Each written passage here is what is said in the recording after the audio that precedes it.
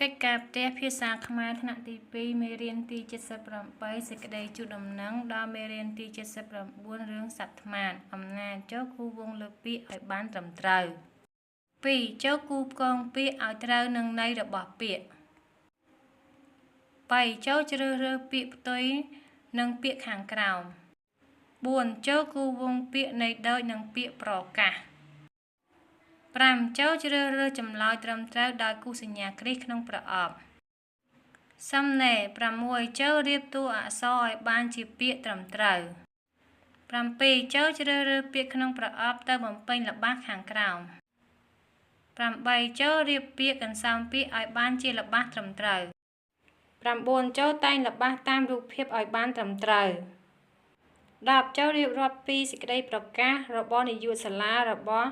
កូនអំពីការធ្វើពលកម្មនៅសាលារៀនឲ្យបានពីល្បះ